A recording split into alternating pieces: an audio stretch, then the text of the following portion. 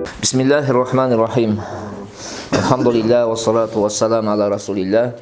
Allahümme allimna ma yanfa'una ve anfa'na bima allamtana ve zidna ilmen nafi'an.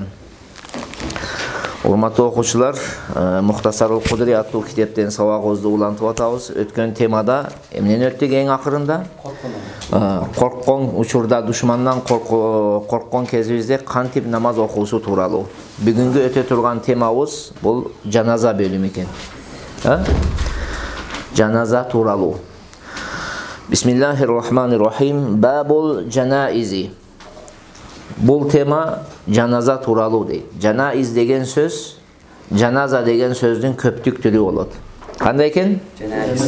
Жанаиз, жаназа деген сөздүн көптүк түрү. Эгерде жаназаны биз жаназа деп жим тамгасын фатха менен окуй турган болсок, ал өлүк болот да. Өлүк. Дүйнө салган адамды не деп коет? Жаназа деп коет. Ал эми эгерде касыра менен жиназа деп айта турган болсок, анда анын мааниси жанагы насилка болот. Орус тилинде айтады, жакшы түшүнөсүң, өлүктү салып алып кете бересиң го. Ошол нерсени деп коет экен? Жиназа деп коет. Албетте мунун тескериси дагы айтылган. Кээ бирлердин көз карашы боюнча тескерисинче жиназа өлүк, жаназа жанагы насилка деп дагы келет. Түшүндүңүздөрбү? Китептин ээси бул темада ошол өлүмгө жакындагандан баштап өлүп, кепиндеп, жууп койгонго чейин бүт теманы айтып өтөт. Ошон үчүн жакшы кунт коюп, маани берип угушуңар керек достор. Бул биз дагы бир жолу айтам, биз мусулманбыз.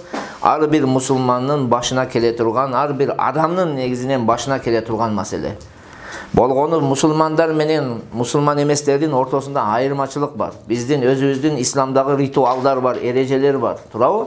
Кудай Таала буйрган, пайгамбар көрсөткөн эрежелер бар. Биз ошолорду аткарып туруп, өзүбүздүн жакындарыбызды жерге беришибиз керек. Капырлар сыяктуу ал барып немеге салып келем, гробко салып ырыкты ийбей. Түшүндүңүздөр? Бизде өзүбүздүн эрежелер бар. Адам баласында тирүү кезинде кандай кадыр бар болсо, өлгөндөн кийин дагы ошондой кадыры бар. Түшүнүктүбү, таксылар? Караңыздар эми. İza htuzira raculu vujjiha ilal qiblati ala shiqqihil ayman. Eğer bir kişi ölümge jakındagan bolsa, bir kişinin başına ölüm geldi. Anı sol kaptalı menen ne kılat? Kıblaga жүздөнтүп jatkırılat deydi. Başı bul tarafdan azı men taraf kıbla dey turgan bolsok, başı men taraf bu oң bul jakta bolot da, buttары бул жакта болот. Мисалы, мына телефонду мисал берсек, шундай кылып, оң капты, сол капталы астында, оң капталы үстүндө болуп, каяка жүздөнтөт экенбиз? Кыблага жүздөнтөбүз. Түшүндүңүздөрбү? Кандай экен? Ушундай. Бул сүннөт. Эми ушул сүйлөмдө бир канча маселе бар. Ошол өлүмгө жакындады дейт. Дегенден максат эмне десе, өлүмгө жакындады дейт, кээ бир адам аалымдар ушундай деп чечимелейт. Кээ бир айтат, мына өлүм периштеси келип калды ага деген түшүнүктөрдү айтат. Бирок мына ушул өлүм келип калганын өзүнүн бир белгилери болот. Ажалы жетейин деген адамда эмнелер болот экен? Өзүнүн аламаттары болот. Аламаттарынын бири мисалга буттарында бошошуп калат да. Билесиздер го, өлүк ошондой, буттары не болуп кетет? Бошошуп кетет. Немелер мурун бир аз мында кыйшайып калат. Мурун бар го. Ошондой өзүнүн нелери бар, байкелерин? Белгилери бар. Кыскасы, ошондой болгон кишини биздин мойнубузга сүннөт эмне кылышыбыз керек экен? Оң капталы менен ушундай жаткырышыбыз керек.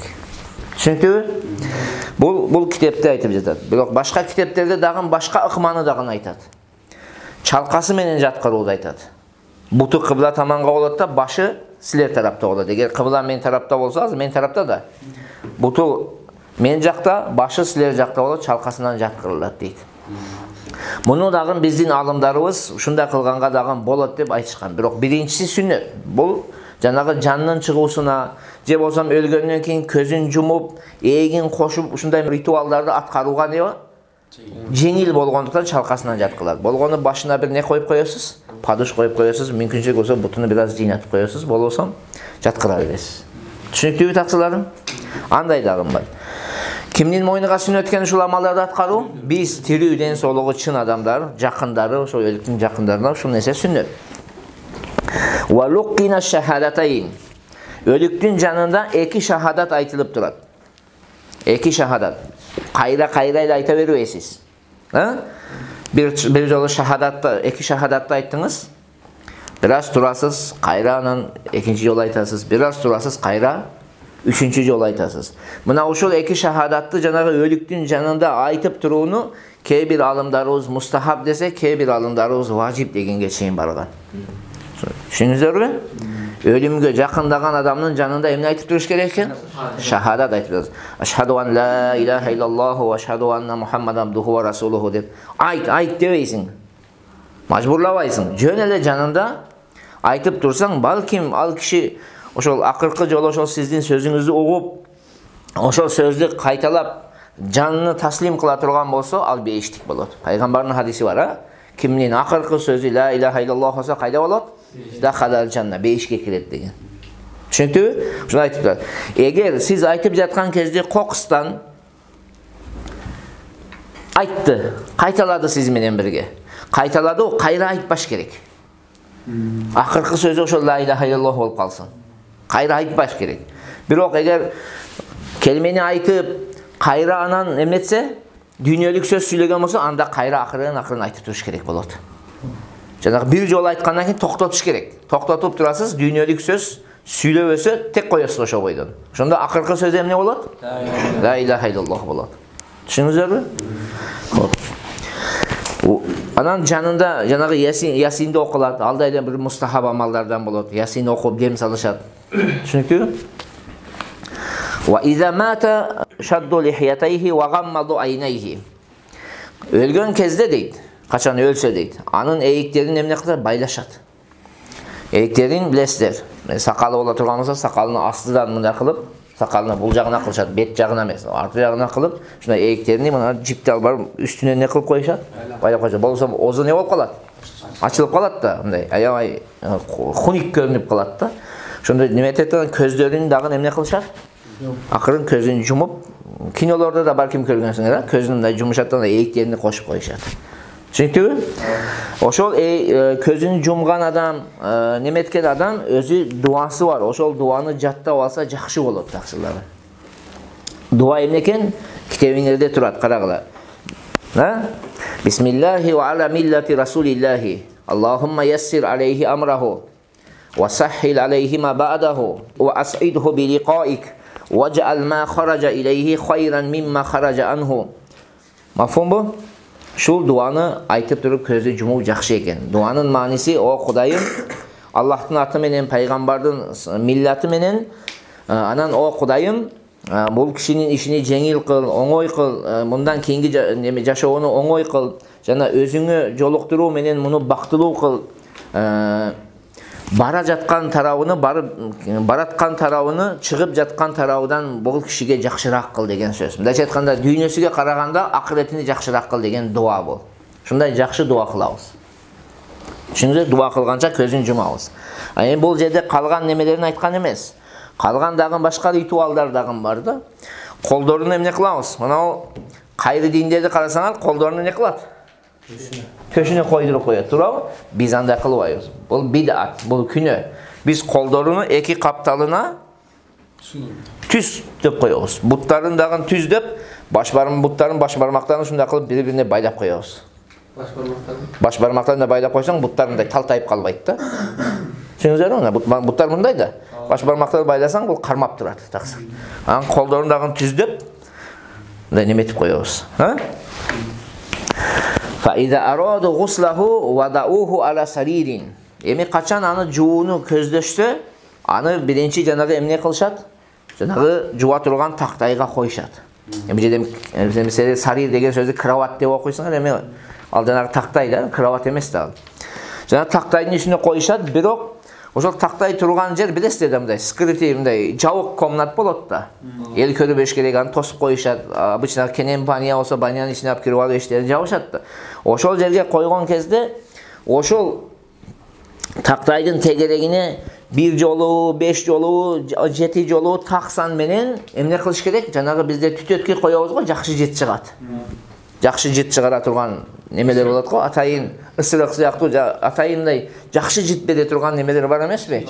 Ошондой мындай айланып коесуң. Таваф кылгандай айланып коесуң, ошол жердин аурасы не болсун?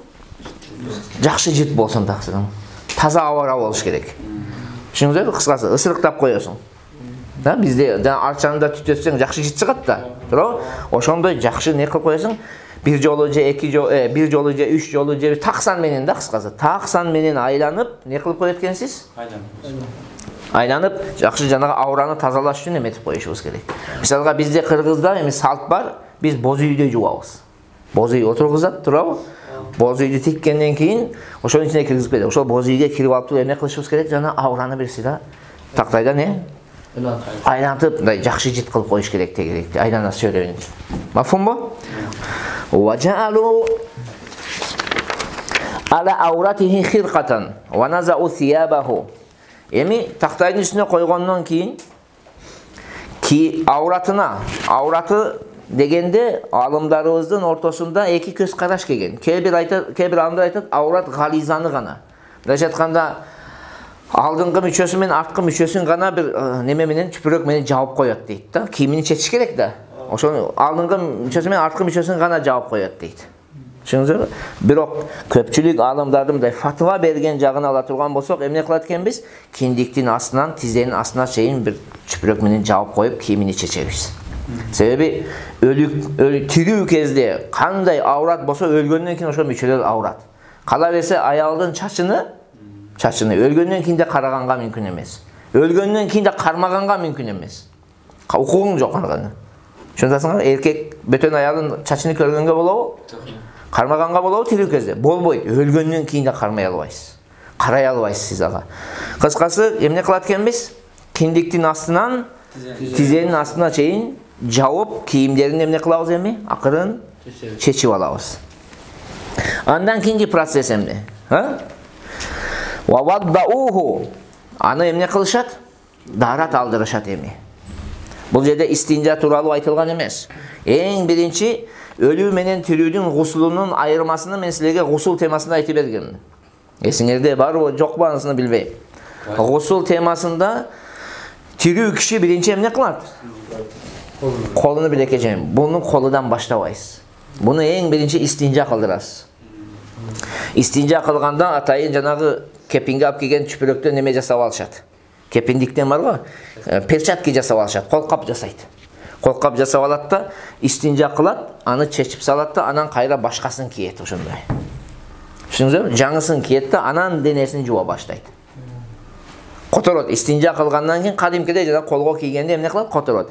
Азыр биздин доордагы бирок медицинский перчаткини алып жууп атышат да. Медицинский перчаткини алып кийип жуат. Аны которуш керек. Алып таштайсыз да, анан экинчиси менен не кыласыз өлүктүн денесини? Жуасыз. Кыскасы, эң биринчи истинжа кылабыз, анан ваваддауху дарат алдырышат дейт. Эгерде балагатка жеткен адам болсо, балагатка жеткен эркек же аял болсо, ага эмне алынат? Дарат алдырат. Себеби тирүү кезде дарат ала элек балагатка жеткен адамдар. Эми өлгөндөн кийин да дарат алдырат. Бирок ооз мурдуна не алынбайт? Суу алынбайт. Ооз мурдуна суу алдырбайт. Себеби өлүктүн оозуна суу куйсаңыз, аны кайра чыгаруу эмне болот? Кыйын болот. Мурдуна суу куйсаңыз, кайра чыгаруу эмне болот? Кыйын болот. Ошондуктан ооз мурдуна суу алынбайт. Болгону бизде башка бир методика бар. Адат болгон биздеги башка, биздин доорда бир адат бар. Ал эмне? Ошол колуна жана немен кийип алган бар го, бир чүпүрөктү. Ошол чүпүрөк менен мындай кылып тиштерин не кылат? Салып алып. Тазалайт. Анан мурундарга да камдаган кылып салып, ошону не кылат? Чукуп тазалайт. Ошондой неме кылып коесуз. Мазмаза менен истиншак кылдырып коесуз. Оозуга, мурдуга суу алган ордуна ошол аткарат. Не дедик? Вала юмадмаду, вала юстаншаку. Мазмаза жана истиншак не экен? Кылын байт. Ордуга эмне кылат экенбиз? Чүпүрөктү алабыз. Ошол чүпүрөк менен тиштерини тазалайбыз, асты үстүлөрүнө, анан мурунду чукуйбуз. Өлбөс керекпи? Өлдөйт, ал жерде суу болот да такса. Дарат алган эмне кылабыз эми? Сумма юфидунал ма'a алейх. Андан кийин анын үстүнө эмне кылышат? Сууду куюшат дейт. Азыр кантип куйгандыгы кийинки сүйлөмдө келет. Эми жууш башталды. Кадимкидей дарат алдырат. Дарат кадимкидей алынат. Буттарыдан бери жуасыз. Башына мас тартасыз, бутуну жуасыз, бүт процесстер болот. Түшүндүңүзбү? Дарат алып бүттү, денесине суу куят дейт. Ва южаммару сарируху витран. Көрдүңүзбү? Жанагы ошол жуа турган тактайды таксан менен эмне кылат? Жанагы айткандай айланып жанагы неметет.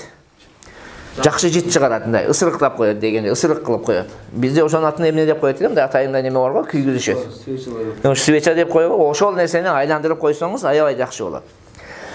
Ва юглил ма'a bis-sidri awil hurd.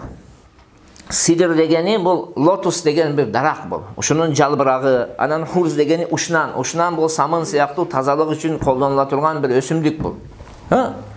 Мына ушундай нерселер менен сууду ысытылат бир аз. Югли дегени бул жерде түп-түз майнасаң кайнатат деп жатат. Кайнак суу менен өлүктү жуусаң ал ыза тартат, ал кыйналат дегендей сөз. Кайнак суу менен жуулбайт. Болгону нормальный адам денеси күйбөгүдөй эмне кыласыз сууду? Ысытасыз. Ошо ысытып туруп, мына ошо менен жууган жакшы болот таксырып. Себеби мына хурз менен сидр боло турган болсо, бул денени таптаза кылып коет да. Биздин доорда бул чөптөр, бул өсүмдүктөр биздин колубузда эмне жок таксырлар. Fa innam yakun fal ma'u al-qurah. Ал эми эгерде бул нерселер жок болсо, анда жөн эле таза суу менен эмне кылып коебуз? Жөнөкөй суу менен эле сууду ысытып жууп коебуз. Жууганда кантип жуабыз десе, караңыздар. Wa yughsalu ra'suhu wa lihiyatuhu bil khitmi. Wa yughsalu ra'suhu wa lihiyatuhu bil khitmi. Эми жууш каяктан башталат? Башынан башталып келет да, туурабы? Жаткыргансыз эң биринчи башкы тарабынан келесиз. Ошондо башы менен сакалыны эмне менен жуат экенбиз? Хитми менен. Хитми дегени бул бир жакшы жыттуу өсүмдүктүн эмес экен. Китептерде айтат, бул Ирак тарапта өсө турган экен да. Bir жактан аябай самын сыяктуу адамды тазалайт дейт, экинчи жактан артынан эмне калтырат? Аромат калтырат да, жакшы жыт калтырат. Азыркы биздин доорда шампундар сыяктуу таксырым. Түшүнүңүзбү? Bir жактан сиздин чачыңызды эмне кылат? Тазалайт, экинчи жактан жакшы жыт калтырат. Мына ошондой шампун менен эмне кылат экен? Башы менен сакалыны жуат таксыларым. Summa yuldaw ala shiqqihil aysar. Андан кийин сол каптары менен жаткырылат. Жанагы айтканымдай. Мына башы дейли. Мына мындай коеюн. Бул башкы тарабы, бул неси? Ушинтип жаткырылат. Мына кыбла таманга дейли. Ушундай түшүнүңүздөр. Мына башы, мына неси? Буту. Ушинтип жаткырылат дейт. Fayughsalu bil ma'i was sidri hatta yura anna al ma'a qad wasala ila ma yaliya tahta minhu. Андан кийин ошол жанагы суу менен жуулат дейт. Сууду тактай тарапта, жанагы сол тарабына тактайга жеткенине көргөнгө чейин 3 жолу куят. 3 жолу баштан айга эмне кылып чыгат? Куюп чыгат. Түшүнүңүздөрбү? 3 жолу. Bir жолу куюп барды, тактайга суу жетти, болду эмес. Жакшылап шашпай, колуна чүпүрөктү ороп алганда, ушундай жуат. Башынан айга чейин 3 жолу. 3 жолу кылды. Summa yuljaw ala shiqqihil ayman. Андан кийин тескерисине кайтарат. Сол капталы менен эми. Сол капталыны жууш керек. Түшүнүңүздөрбү? Сол жагын жуат. Fayughsalu bil ma'i hatta yura anna al ma'a qad wasala ila ma yaliya tahta minhu. Жанагы суу тактайга жеткенге чейин сууду кайра куят. Башынан аягына чейин канча жолу кайра? 3 жолу. Тирүү 3 жолу жуабы эле? Сүннөтү. Болду эле ошо 3 жолу. Хоп, 3 жолу жууду. Summa yujlisuhu wa yusniduhu ilay. Андан кийин аны отургузуп таянтат. Түшүнүңүздөрбү? Андан отургузуп эмне кылабыз?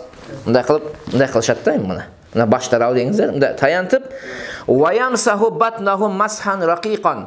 Ичини акырын сылайт. Ичини акырын да кылып сылайт. Түшүнүңүздөрбү? Ушундай сылаган кезде fa in kharaja minhu shay'un ghasalahu. Бул жерде мындай кысканыңызда арты жагыдан бир нерсе чыгышы эмне?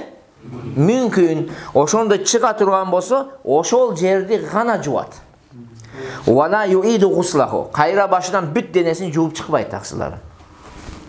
Түшүнүктүүбү сөзүм? Кандай экен? Отургузуп, таянтып. Бир адам таяп турат, анан аны жууп акырын не кыласыз? Сылайт. Сылаган кезде ичинен бир нерсе чыгышы мүмкүн. Анан чыккандан кийин ошол жерди гана жуабыз. Кайра башынан жуудун неси, жедарат алдыруудун неси жок, кажети жок таксыларым. Түшүнүңүздөрбү? Summa yanshifuhu fi thawbin.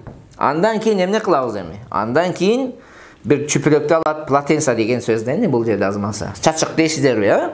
Ошо менен денесин эмне кылат? Бир сыйра толугу менен кургактап чыгат. Яншифу деген кургактоо. Кургакташты не деп коет экен? Нашафа. Кургактайт.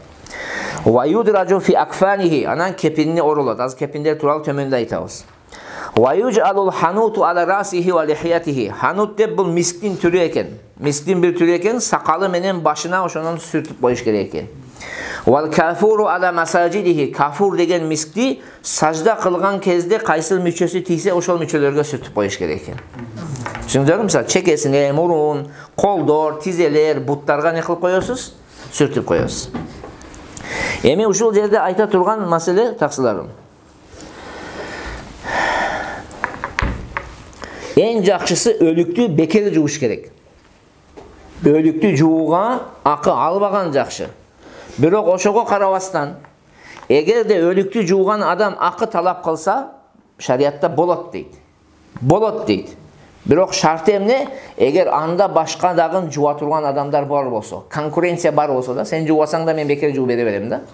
Oşonday mezgilde siz akı talap kılsanız bolot. Al emi eğer başka adam juvalbayt, başka adam düşünbese, anday mezgilde akı talap kılуу şariatta ruhsat berilbeyt taksıları.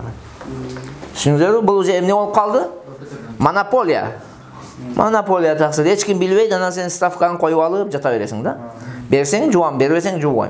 Senden başka dağın adamlar bar kezde surasaң ne eken? Akı talap kılsa. Bolot. Бирок senden başka adam жоқ kezdе şariat akı talap kılууга ruhsat berbeyt. Negizi en jakşısı emne eken? En jakşı. Beker juuş. Çünkü bizde saltta har kimingizler har жерде истер. Men özümüzdün saltты aytып атам. Men жашаган айылдын салтын aytып атам. Bizde saltta juugan adamga akı berişet. Özleri çıkarıp berişet. Akı talap kılbayt moldoke. Şol juugan adamga özleri de çıkarıp berişet. Em kanç so'm beredi al? 100 so'm berebi, 200 so'm berebi, 1000 so'm berebi al. Özü bilet, bирок beret bizde. Şol metodikası oşun. Anan juugandarga bir sıra kiyim dagın alıp berişet. Bir sıra kiyim, kalpak, köynök degende oşonday masısıdan beri alıp berişet da. Ması galoştan beri alıp berişet. Saltta oşonday. Anan siler özüңөр biriңер жаллабат, бiriңер ош, бiriңер баткен, biriңер кемин, бiriңер нарын siler özüңөр bilesiңер таксы. Традицияңарда кандай ошого жараша.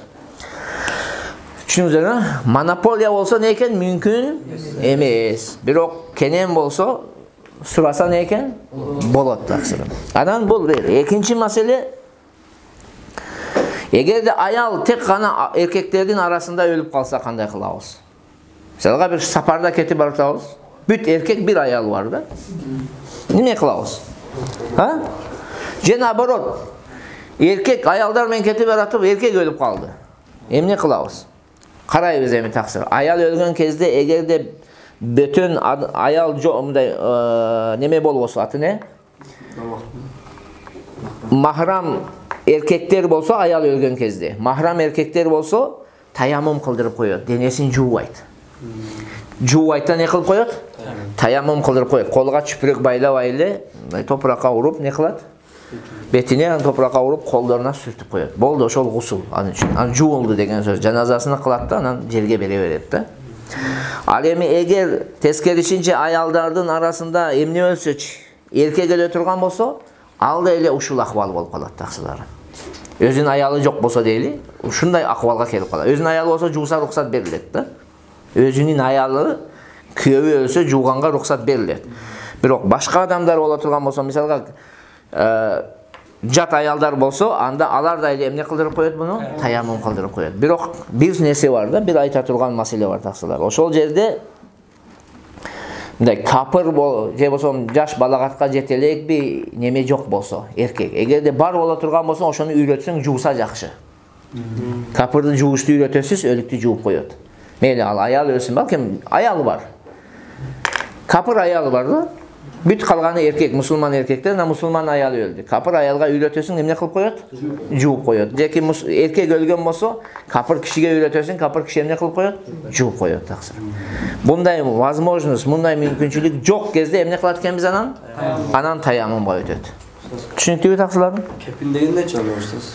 Кепин дегенде ал жабык болот да, ауратты жабык болот, ал проблема болбойт кеп. Ким жерде кепин? Жок. Кимни чечилет бу жерде, неметет да, карабайт, аурат жабык. Жабык неметет. Түшүнүңүздөрбү? Эми кепинге өтөбүз. Ва суннату ай юкаффана ар-раджулу фи саласати асвабин. Өлүктү 3 кийимге менен кепинделүүсүн экен сүннөт болот. Kança kiyim eken? 3. Kepinnin en жақшысы var, anan жақшы var, anan zarılçılıkta kolunu turgan nersesi var. En жақшысы 3 kiyim. Andan keyin ökö. Andan keyin en zarılçılıkta birö olup kalat. En zarılçılıkta. Takır tavulvadı kepini. Şunda bir nemege orup koysan bolot degen söz. Oşol üçöөнүн birinin atını izar dep atalat. Ekincisinin atını komis dep atalat. Üçüncüsünün atı lifafa dep atalat. Emi uzunluklarını eski alınızlar taksırlar. Düşünüzler uzunlukların. Uzunluğu lifafadan başlaydı. Sebebi bu en sırtkısı. Lifafa ölüktün başı cana butu tarafından şunday bir karıştay değil, uzun boluş gerek. Baylaganga udobni boluş için de. Düşünüzler başı cana aldığı tarafından ne olarken butu taraftan? Uzunrak da bolat. Uzunrak bolat. Bir aytalı negizden ölüktün nemesinden bir 40 cm uzun değil. Ölüktün 1.80 bolsa bol 2.20 alış gerek de misal. Düşünüzler? Ekinci izar bolat. Uzunluk. İzar bu baştan töödün. Tamanga çeyin. Kanday eken? Baştan tamanga çeyin. Kebir aytat baştan nemeden ıldıyrak düşse de bola verir degen söz. Yok negizi kadamga çeyin bolat da. Baştan kadamga çeyin. Üçüncüsü kamis. Kamis degeni bol iyinden, cesiler mürü deysinler, ne deysinler? Mürüdön butka çeyin bolat bol da öyle. Çünkü kanday eken? Mürüdön butka çeyin. Bunu ortasında başını sportifikaların ortası açık koyun azar. Bardak jeri javaga ortası açık. Oşol ortasına bunday nemetip koyat. Açıp koyuşat, başını oşol жерден kirgizip koyuşat da. Biroq bunday jengi жоқ, çekeleri tigilbeyt. Eki kaptalı tigilbeyt. Bolğonu oşol ortasına açıp koyuyorsunuz, oşonun başına kirgizip koyuyorsunuz. Ana erteң inşallah Kuday buyursa keyingi nemede praktika kılganыңızda көрсөтөбүz dagы. Düşünüzlermi? Uzunluklar kanday eken? Lifafa ölüktön uzun bolat. İzar ölük menen barabar bolat. Kamis iyinden butka çeyin bolat. Fa in iqtasaru ala thawbayni jaza. Alemi eger mümkünçülük жоқ bolup iki kiyimde ele orop koysa dele, bul da ele ne bolat? Ruhsat berilet. Jana aytpadым ba? Жақшы bolat degen söz. En жақшысы üçö, anan bul, anan birö bolat. Oşol iki kiyim kaysıl dese emne detkemiz biz lifafa menen izar. Köynök minus bolat da. Köynök degeni alınat. Janagı birinci, ikinci ayttık ko uzunluklarına. Oşolor bolat deydi. Ve iza aradu laffal lifafati aleyhi ibtada'u bil canibil aysar fa alquhu aleyhi thumma bil ayman. Eğer de ölüktü oroğunu qarlaşsa, janagı kepinge salıp oroştu qarlaşsa, anda sol tarafından başlaşat deydi. Da sol tarafını bunday taşlayık taksır. Janagı namazda koldu baylagандай. Köynöktü kiygizgeninizden keyin anan izardın sol tarafını bunday kılasız. Anan oң tarafını. Anan lifafanın sol tarafını bunday kılasız. Anan oң tarafını. Düşünüklü mü? Birinci sol, anan ne eken? Oң. Şunu dep oroşat. Ötkönde bir rolikta çıkarıştır. Birinci oң jagını orop atat, anan sol jagını orop atat. Teskeri kılıp alıp jatat. Şunday kılat dep körsetip atat al kişi. Anda emes. Birinci ne eken? Sol, anan oң. Sol, anan kol baylagan siyahtı taksırların. Fa in khafu an yantashiral kafanu anhu aqaduhu. Eğer yolda kötörüp ketip jatkan кезде kepin açılıp ketet dep korkuşsa, anda iki tarafından baylap koyuşat. Bizde oşondoy go. Ölüktü net kılgandan keyin, kepinge orogondan keyin iki tarafını baylap koydu. Al yolda baratkanda kokusu ne bolup ketpesin degen söz al. Açılıp ketpesin degen manide.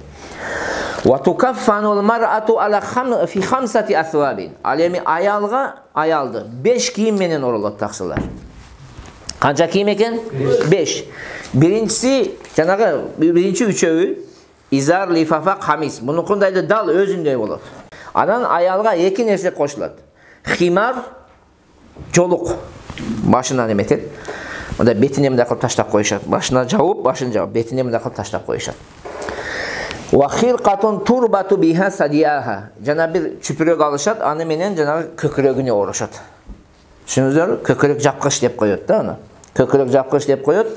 Uzunluğunu qasaňar, neme deydi? Köküröktön tizelerge çeyin bolgonu jakşı deydi. Eң жакшы көкүрөктөн ошол чүпүрөк кайсыга чейин болуш керек экен? Тизелерге чейин. Буну кайсыл жерге ороyt дегенде китептерде эки версия айтылган. Эң сыртында келет деп дагы айтылган, бирок эң сыртында кылсак болобу? Болбойт, бул кыска да ачылып кетет. Ошон үчүн көйнөктү кийгизесиз, изарды оройсуз, анан муну жабасыз, анан лифафаны оройсуз. Түшүнүктүүбү таксым? Көйнөктү кийгиздиң, жолукту жабасыз, кийгизесиз, жолуктан кийин эмне кылабыз? Изарды оройбуз, анан эмне келет? Жанагы көкүрөк таңгыч келет, андан кийин лифафа келет. Түшүнүктүүбү? Муну мындай эле ороп коет да. Химар башында эле. Химар башында. Химар көйнөктү кийгизгенде эле кийгизилет. Химар жолукту башында эле салып коебуз.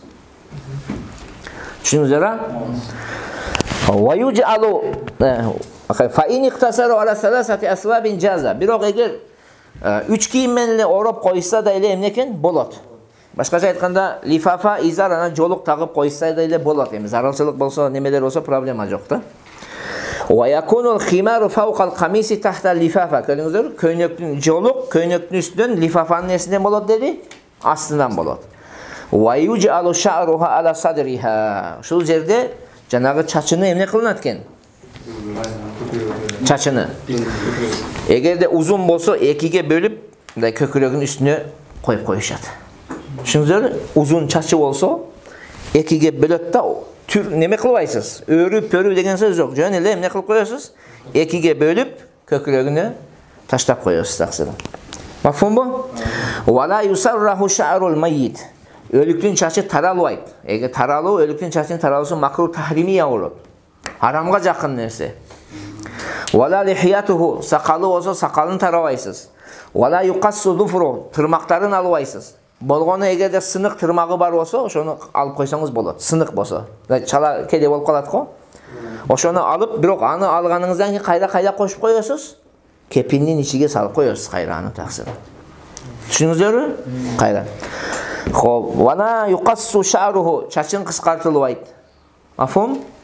Эми ушул жерде бизде кээ бир түшүнбөстүктөр бар. Ажылыкка барган кезде ошол ажылыкта өлгөн адамга кепин кылынбайт, ошол немеси менен кетет деген бир болбогон биздин Ханафи мазхабка туура келбеген маселелер ортодо айтылат кээде. Биздин мазхабтын көз карашы боюнча сен ажылыктасыңбы, үйдөсүңбү, кепин не болот экен? Кылынат таксыр, аткарылат. Кепинге эмне кылабыз? Оройбуз. Анан экинчи маселе, балагатка жакындап калган адам балагатка жетүүгө уже чоңоюп калды да, мына жетейин деп калды да. Мындай адам дагы балагатка жеткен адам сыяктуу болуп эсептелет. Түшүнүктүүбү? Ал эми балагатка жакында элек адам боло турган болсо, эгерде бир кепин менен оролсолор дагы боло берет. Бирөө жетиштүү болот, балагатка жете элек болсо.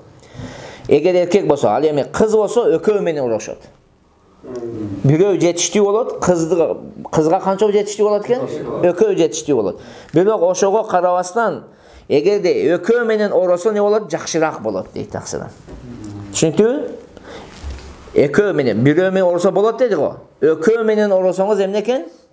Жакшыраак. Бирок эгерде ошол балагатка жете элек адам болсо дагы, жанагы балагатка жеткендердин кепиндей турган болсоң, андан да жакшы болот. Бизде кээде жаш балдарды бирөө эле ороп коюп неметишет да. Ошого экөө не экен? Бирөө болот, экөө жакшы, үчөө андан да жакшы болот. Түшүндүңүздөрбү? Анан кийинки маселе. Чала түшкөн бала. Өлүк түшөт го, выкидыш дейт го жанагы немеде, Чала түшүп калат кээде. Аны да эле эмне кылабыз? Чүпүрөккө ороп туруп алып барып көмүлөт. Өлүк төрөлгөн баланы да эле эмне кылат? Чүпүрөккө ороп алып барып не болот? Көмүлөт. Ошондой эле өлүктүн бир мүчөсү табыла турган болсо мисалга. Мисалга айталы колу табылды же буту табылды. Табыла турган болсо, аны да эле эмне кыласың? Чүпүрөккө алып барып, ороп алып барып бир жерге көмүп коюш керек. Бул адам баласынын неси таксылардын? Мүчөсү, бунун урматы бар, мунун өзүнчө эмнеси бар? Кадыр баркы бар. Анан ватужаммарул акфану кабла аюдража фиха витран. Кайра эле кепинди эмне кылат экенбиз? Айланып, таксан менен эмне кылабыз? Жакшы жит менен жыттатып коебуз. Жыттатып коебуз. Fa iza faragu minhu sallu aleyhi. Emi kaçan kepinden boşosa, kepinde bütüsü. Anan cenaze namazını emne kılat deyik, okuşat deyik. Vallahu alam bis savab. Şu жерге toxtatoluk, keyingi sabaktan inşallah anan cenaze namazının temasını, namaz okuğunu öğretiyoruz inşallah. Allah razı olsun. Esselamu aleyküm ve rahmetullahi ve berekatuhu.